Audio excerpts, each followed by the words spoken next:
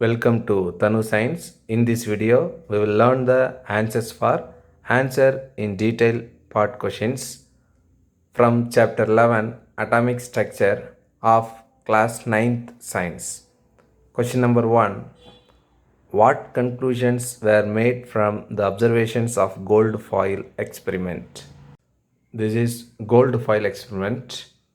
இந்த gold file எக்ஸ்பெரிமெண்ட்டில் என்னென்ன observations observe பண்ணாங்கன்னு சொன்னால், ஒரு ஆல்ஃபா பார்ட்டிகல்ஸ், அதாவது பீம் ஆஃப் ஆல்ஃபா பார்ட்டிகல்ஸ், நிறைய ஆல்ஃபா பார்ட்டிகல்ஸ் இருக்கும். அது வந்து பீமாக வந்து போயிட்டு ஒரு கோல்டு ஃபைல் மேலே மோதும்போது, பம்பார்ட் ஆகும்போது most of the alpha particles வந்து பெனிட்ரேட்டட். ஸோ இது உள்ள பாஸ் ஆகி போயிடுது, ஸ்ட்ரெயிட்டாக பாஸ் ஆகி போயிடுது. ஸோ இதை வச்சு என்ன சொன்னோம்னா, atom contains large empty space. So first observation, atom contains large empty space. Next, ஒரு பர்டிகுலர் டைரெக்ஷனில் மட்டும் என்ன ஆகும்னு சொன்னால், அந்த ஆல்ஃபா பார்ட்டிகல்ஸ் வந்து ரிஃப்ளெக்ட் ஆகிட்டு அதே டைரெக்ஷனில் ஆப்போசிட்டில் வரும். ஸோ அப்போ அது ஏன் அப்படியே வருதுன்னு சொன்னால், ஆல்ஃபா பார்ட்டிகல் பாசிட்டிவ் சார்ஜ், இங்கே ஆட்டமுக்குள்ளே சென்டராக இருக்கிறதும் பாசிட்டிவ் சார்ஜ். அப்போ பாசிட்டிவ் சார்ஜ் வந்து ரிப்பல் பண்ணணும். அப்போ ரிப்பல் பண்ணதுனால positive charged mass at the centre of the ஆட்டம்னு கண்டுபிடிச்சாங்க. அடுத்தது, so there is a positively charged mass at the center of the atom, that is known as nucleus. Next, third observation என்னன்னு சொன்னால், size of nucleus of an atom is very small compared to the size of atom. இதை எப்படி புரிஞ்சிக்கலாம் அப்படின்னு சொன்னால், ஒரு class room வந்து size of ஆட்டம்னா ஒரு குண்டு ஊசியோட அந்த தலைபாகம், அது ஹெட் போர்ஷன் தான் நம்ம சைஸ் ஆஃப் நியூக்ளியஸ்னு புரிஞ்சிக்கலாம். அப்போது கிளாஸ் ரூம் வந்து சைஸ் ஆஃப் ஆட்டம்னு சொன்னால், அந்த head portion of the bell pin, that small size is the size of a nucleus. Next, this is nucleus, this electrons. So electrons revolve around the nucleus in closed circular paths, that is called orbit. So electrons எல்லாம் circular orbit வந்து rotate ஆகும். Next, atom as a whole electrically neutral. ஆட்டம் வந்து net charge பார்த்தோன்னா zero, எந்த சார்ஜும் இருக்காது. Positive charge ஆட்டம்னு சொல்ல முடியாது, நெகட்டிவ் சார்ஜ் ஆட்டம்னு சொல்ல முடியாது.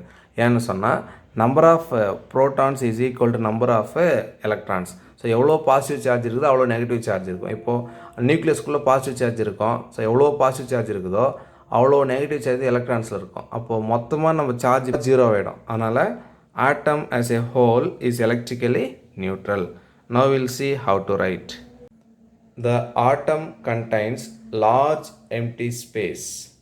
Second one, there is a positively charged mass at the center of the atom known as nucleus. Third point, the size of the nucleus of an atom is very small compared to the size of an atom. The electrons revolve around the nucleus in closed circular paths called orbit. Fifth one, an atom as a whole is electrically neutral. That is, the number of protons and electrons in an atom are equal. Question number 2. Explain the postulates of Bohr's atomic model. ஒரு ஆட்டம்னு எடுத்துக்கினா சென்டராக வந்து nucleus இருக்கும். we know that already. Around the nucleus, electrons will be revolving. So the electron revolve around the nucleus in a stationary circular path, that is called orbit, or we can call it as shell. Next, while revolving electron around the nucleus in an orbit, the electron neither loses or nor gains energy. ஒரு electron வந்து circular orbit revolve ஆகினருக்கு சொல்ல energy வந்து receive பண்ணாது, இல்லை energy வந்து லாஸ்ட்டும் பண்ணாது. Next, an electron in a shell can move to higher or lower energy. இப்போ இந்த எலக்ட்ரான் இருக்குன்னு சொன்னால், இந்த எலக்ட்ரான் வந்து லோயர் எனர்ஜிக்கும் ஜம்ப் பண்ணலாம், இல்லை ஹையர் எனர்ஜிக்கும் போகலாம், ஹையர் எனர்ஜி லெவலுக்கும் போகலாம். அப்போ ஹையர் எனர்ஜி லெவலுக்கு போனோன்னு சொன்னால் இது எனர்ஜி வந்து ரிசீவ் பண்ணும், அக்செப்ட் பண்ணிக்கும். அப்போ தான் இந்த எலக்ட்ரான்ஸ் வந்து லோயர் எனர்ஜி லெவலில் ஹையர் எனர்ஜிக்கு போக முடியும். இல்லை இந்த எலக்ட்ரான்ஸ் வந்து அந்த எனர்ஜி லெவலோட குறைவான எனர்ஜி லெவலுக்கு வரணும்னு சொன்னால், அப்படி வர சொல்ல வந்து எனர்ஜியை வந்து எமிட் பண்ணும். அப்போது எனர்ஜியை வந்து எப்போ அக்செப்ட் பண்ணணும்னு சொன்னால், லோயர் லெவல்லேருந்து ஹையர் லெவலுக்கு போக சொல்ல அக்செப்ட் பண்ணணும். எப்போ வந்து எமிட் பண்ணணும்னு சொன்னால், எலக்ட்ரான் இருக்கிற ஸ்டேஜ்லேருந்து அதை விட குறைவான ஸ்டேஜுக்கு, அதாவது குறைவான எனர்ஜி ஸ்டேஜுக்கு வர சொல்ல எலக்ட்ரான்ஸ் வந்து எனர்ஜி வந்து ரிலீஸ் ஆகும்.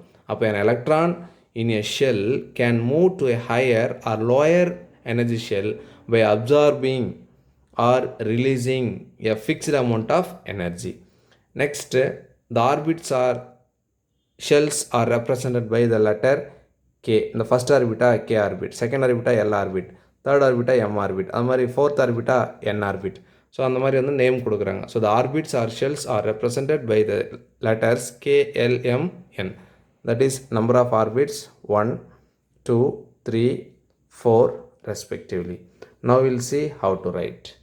First postulate, in atoms the electron revolve around the nucleus in stationary circular paths called orbits or shells or energy levels. Second one, while revolving around the nucleus in an orbit, an electron neither loses nor gains energy. Third postulate, an electron in a shell can move to a higher or lower energy shell by absorbing or releasing a fixed amount of energy. Fourth one, the orbits or shells are represented by the letters K, L, M, N. That is K, L, M, N are the numbers n is equal to 1, 2, 3, 4. They depicted in the picture. The center depicts the nucleus. Around the nucleus there will be orbits. That orbits name given as K shell, L shell, M shell, N shell according to the number of the shells or orbits. N equal to 1, N equal to, N equal to 3, N equal to 4. Question number 3. State the Gay-Lussac's law of combining volumes. Explain with an illustration.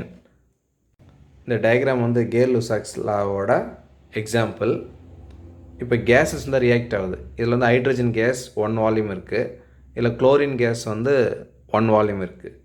அப்போது the volume of the reacting gases bear a simple ratio. So simple ratio இது ஒரு volume இது ஒரு வால்யூம்னா 1:1.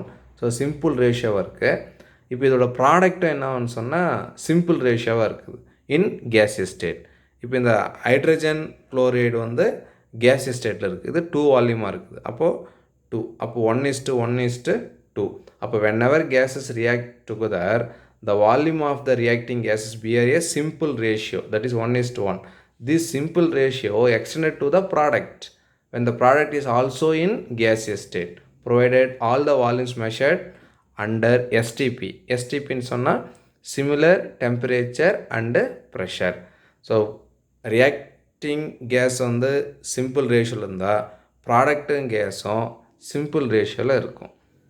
That is Gay-Lussac's law. Here ரேஷியோன்னு பார்த்தோம்னா 1:1:2. Now we will see how to write. Gay-Lussac's law.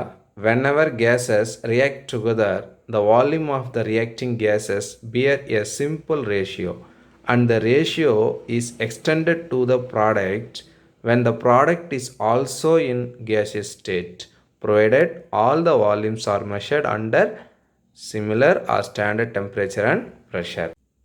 Here illustration, hydrogen gas react with the chlorine gas, which gives hydrogen chlorine gas. Here volume 2, here volume 1, here volume 1. So 1 volume hydrogen gas react with 1 volume chlorine gas, which gives 2 volume hydrogen chlorine gas. Now ratio is 1:1:2. Thank you students.